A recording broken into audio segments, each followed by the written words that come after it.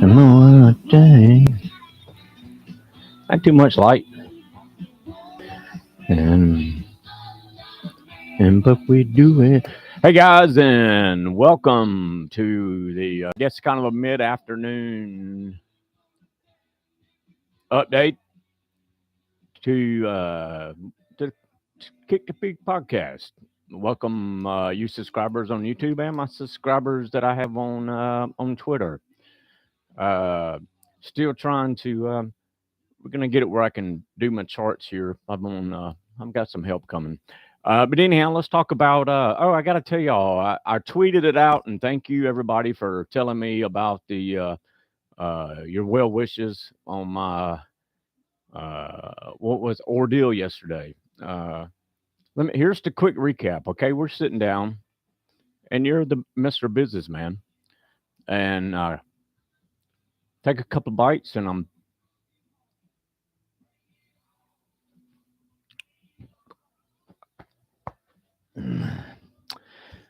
out in the parking lot. They follow me out there, and yes, they did and they didn't know how to do it because I used to be a lifeguard in college. I was a lifeguard. I actually was a WSI, and I taught life saving. I actually taught a PE class while I was in college. That was really cool. Had some perks. But anyhow, all is well. I was afraid. I was kind of afraid to eat last night. Man, I had a big, beautiful uh, Reuben sandwich. I don't know if is Jason's Deli a franchise around the country. I have no idea. Uh, but anyhow, it was at a Jason's Deli and a big Reuben. I'm talking about like that thick, and I love it. And I hadn't had it in years. And oh man, I took two bites. And but anyhow, it all worked out. I'm still alive. Um, so I was a few minutes late getting on here because as right at 1:30. Excuse me, I'm on turn. My charts are over here. Uh, uh, all of the like at exactly. I said 12:30, 1:30. Excuse me. We had this big leg down. I'm looking at the 15-minute. I mean, we had a really. If you look at the 15-minute candles, we had the last one was just a gasher down, like 2 points in 15 minutes. Um, this is kind of, I shared uh, the spatula. I think it was yesterday. Was it yesterday? Yesterday before I got choked out in the UFC competition I was in. Um, Either it was night before last or yesterday. I showed you all of the resistance lines that the S&P had. I think I think we did. I showed the Russell too. Um, something you don't think about is they'll gap these things through these lines sometimes before that, the algo is actually active. And that's why there's always a lot of moves. You see, like, somebody showed a stat on Twitter one time, and it had to be true because it was on Twitter. About like 90% of the big moves that are made are in the after hours, and there's a reason why they skip over a lot of these algos are not running, and they skip over them, and that's what we open up above a bunch of them, and now they've come back. And I'm looking at them right now. If we break down below, what's the level I was looking at? We're at this 256 area. Excuse me, 456 on SPY. Uh, it's an important area for SPY to hold right here at 456. We'll see. I've actually got some out of the money puts on SPYs.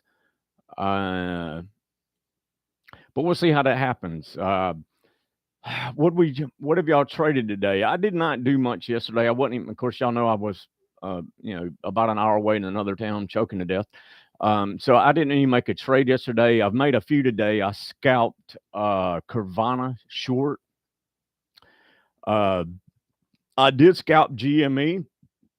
I know I had a new subscriber today and asked me a question about GME. GME broke above the line, came back, touched it, bounced a little bit, and now it's back down in that range. So now you got to do it all over again. I did scalp GME for a little money right there, not much, and I still have some GME out of the money calls.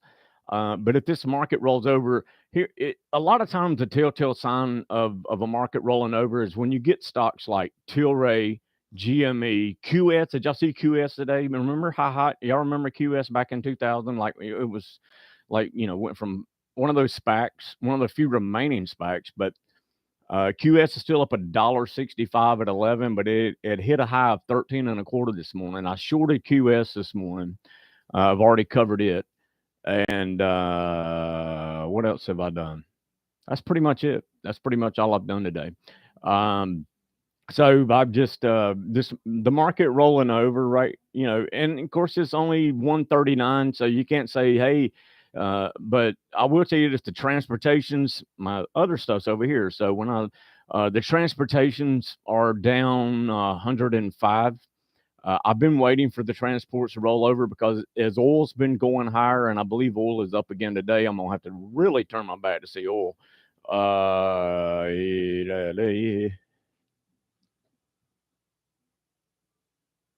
Where are you at? Yeah, you at the USO, so I don't know what it is a barrel, but I know the USO's up a full point. Um, so we will look at that and see where oil it's gotta roll over. They're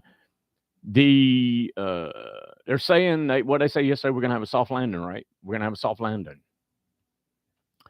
They say never argue with the Fed, and I'm not going to argue with them. I'm just going to play what's in front of them. If everything stays above the averages, we're going to stay pretty much in a bullish mood. If we break below them, we're going to get bearish. The Qs are right now, I think, right on the 8, right on the 8, and they've been there for 2 or 3 days. So anyhow, it's going to be interesting to see how today closes out. No selling has been able to get any grip. Every pullback's been bought. But there comes a time when if oil keeps rallying, bonds are rallying, which that means the rates are going higher. There will be a time that will break, and the Russell is.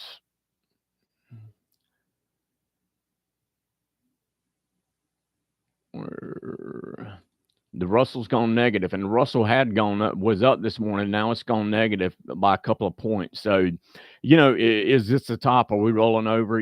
Only time will tell. I mean, we finally had the Fed meetings. I know some of the talking heads were talking about the soft landing.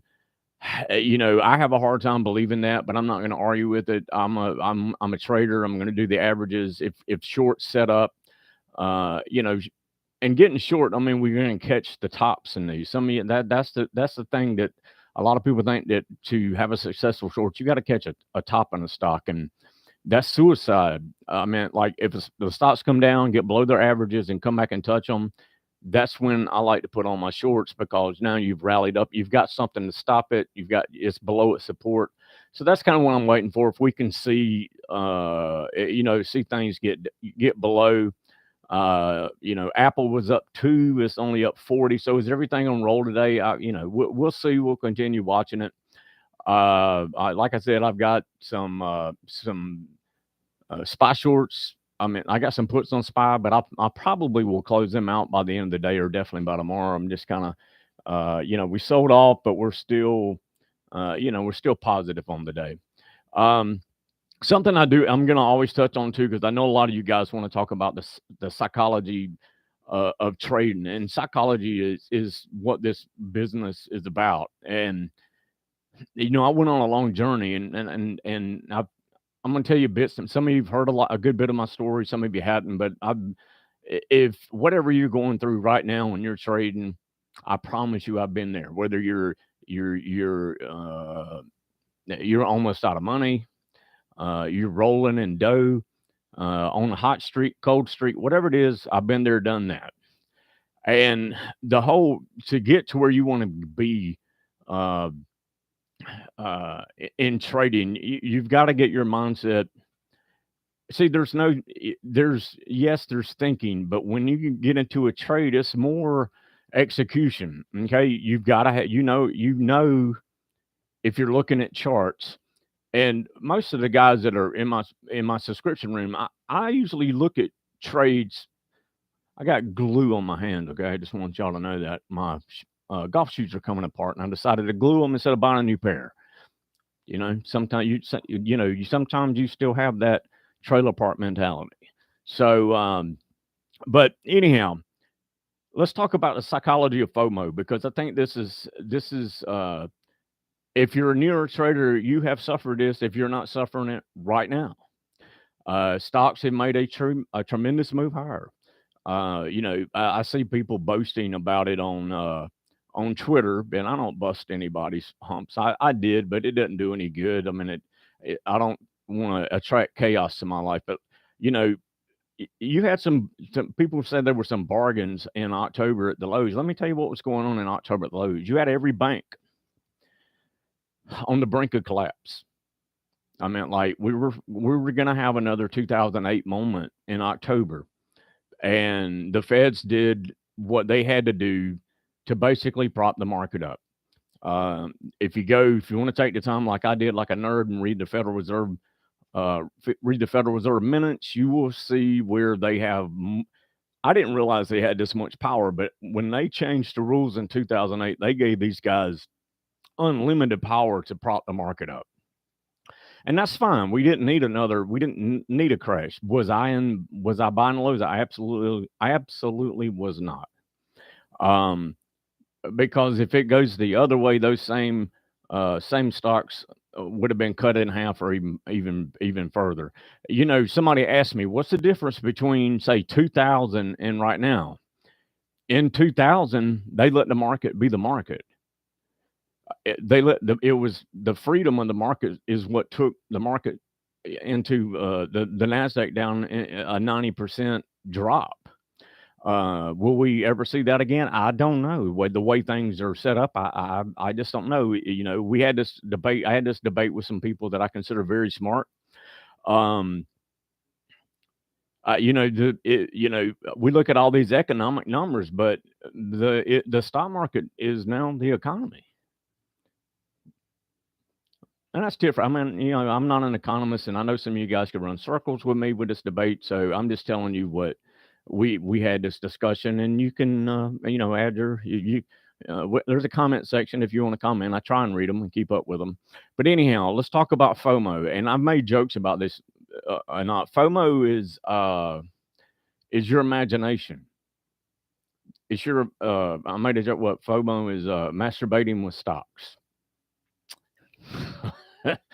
the Here's the thing about it. Everything when you get, and I told somebody this, as you operate in truth and you try and get away from the insanity that you operate in. See, you've never missed anything. You say, "Oh, I missed this, or I missed that," no, you didn't. You need to change your mindset because here's what's happened is you actually made a choice not to trade. That's what you did. You made a choice. And instead of saying, I made a choice not to sell it and being happy with your choice, what you do is you now are imagining if you bought that stock. Man, if I would have bought that stock, I'd be up $5,000 right now. No. See, that's suicide for this business because now it's taking your mindset somewhere totally from what? Reality. Yeah, you were taken from reality with that FOMO. I very, very don't. And let me say this: I very rarely get FOMO. I can every now and then. I will say, man, and then I have to correct myself. No, no, I didn't miss it. I did not miss this trade. What you did was I decided not to trade it, and that was the choice I made, and then that gets you over. You know what? You're guys, stocks. are going to be here every day. There's going to be something moving every single day. Even on dead days, there's something moving. If you go out, look for it. Now, probably a lot more disciplined, and I guess that's the right word, disciplined, because I'll make a stock really set up. I'm looking for uh, you know trend lines and the moving averages that I use. I'll look for it to really set up before I'm going to commit capital to it. And sometimes I mean, like I'll be within 3 cents of buying this thing, and it'll take off. Did I miss it? No, it just didn't come to my setup. Um, and that's the approach that you should take. And if because you think about the times that you have gotten FOMO, the times you've gotten FOMO, it more than likely costs you money because you chase something up or you chase something down on a short side or a long side instead of letting it come into you. See, as a market maker, we always let the market come. They came to us. We've had a bid and we had an offer, and if the stock didn't come to where we were sitting on the offer or the bid where we were willing to do business with you, we didn't trade it. So that's what I tell people. Look, I meant like a market maker didn't go out and pay up for it unless the client dropped a ticket and wanted it at a market order and we filled it. If we were just running the book, we would have where we would be on the bid, we'd have where we'd be on the offer, and we didn't move from it. The only way we moved from it is you either bought us off the offer or we sold us off the bid. One of the two. We got what we were looking for. And that's what I would tell you guys to do is you need to find a place and become like the market maker. If you don't, when you put in an order, and most of you, I would venture to say most all of your orders is probably executed on Archipelago. Most of y'all are using Arca probably, or Bats or Edge. And of course, Nasdaq's got them. I wish I had a level 3 where I could see the market makers. That would really give me an advantage, but I don't have that. So, but anyhow, guys, FOMO, there's no such thing. Remember your mind. Most of the time, it creates an obstacle. Most of the time, your mind creates something that's not favorable for you.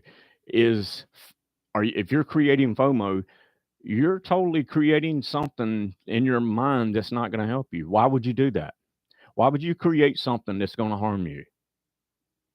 Think about it. Because FOMO doesn't help you trade. FOMO makes you do stupid stuff. And I've got some real stupid stories. Okay, I've got some stupid stories. Chasing stuff. I don't do that anymore. If I do, it's very rare. If I do that, I catch myself so fast that I immediately sell it. Just boom. Okay, I lost a nickel, quarter dime, whatever it was. So I just recognize my mistakes, and that's what goes to what I was telling somebody the other day. The biggest thing anybody that's newer to trading is I'll write down, and I told you on a sheet of paper or whatever, notepad or whatever. I'll write down what my stop is. And then I have an alert on my chart. So if it hits there, I will automatically sell it. I mean, it says to say if my stop is 46 and the stock goes through it and it's 45 and a half. What am I going to do? I'm going to hit 45 and a half. I'm going to sell it. Here's the thing about it. Because today we don't have a Security Exchange Commission or a NASDAQ or anything that polices stocks the way they used to, because there's a lot of these stocks that would be halted and be down 50% like that. And you don't see that a lot no more. And it's just because they're not doing like a lot of these penny stocks. I see some of you guys talking about, they would have halted these stocks and never traded them. They would have never traded again. And they will eventually do that. But you know what? The fox is in every hen house now. I mean, like, so there's huge money in these penny stocks. These guys just keep doing a registration, running up, register it, sell it, register, sell it, just like the big guys are, just like NVIDIA. I mean, Nvidia has billions and billions of dollars sitting around. I mean, like they have cash on hand, but yet they needed to go raise $1 billion, right? Right. Yeah, they needed the money. Yeah, absolutely. Yeah. So, but anyhow, I'm just looking. Let's see, guys. The market. I'm gonna turn my head just for a second. Um Market's still rolling over. We shall see if this is going to get some. We're going to see if we can get if this does get some momentum to the downside. It'll be very interesting to see if we are we going to finally turn here. No, I'm not calling the top, but we do need a pullback. We need a pullback. We need to. I'd like to see the. I don't think the ES or the S&P SPY, whatever you're watching. I don't think it's pulled back to the 8 and forever. Not even the 8. The Qs are going to work on pulling back to the 21 right here, and that'll be real interesting to see if it holds. Because if it doesn't hold, and then we spend a little bit of time below them, then I think we're going to get a leg. Then I think we get a leg down. But I've told you this before. The next month between now and Labor Day is my least favorite time to trade. I would tell you to. You got Jackson Hole coming up in what, mid-August sometime. Where they're gonna all rah the upside. So other than we've pretty much gotten through. You'll have FOMC and Jackson Hole, and we may grind sideways for the month of August, or we'll just see if this selling continues. I just know there will be a time with oil, if oil keeps rallying, interest, the bond market keeps going down. There will definitely be a point of reckoning. Now, somebody sent me a note, a message today. Excuse me. I think it was C Plant. You ask about, is this a melt up? If we make it through all these resistance lines I showed you, yeah, it very well could be. I mean, it could. I'm not calling it now. It would have to get above the lines, what I'm looking at to get into a melt up scenario. Now, a melt up scenario is fun. If from the long side, I made a lot of money on a melt up in 2000. During a bear market melt up. Is this a bear? Is that going to happen? It could. I mean, it actually. I'm going to tell you exactly. Me and somebody that I really respect. We had this conversation last night.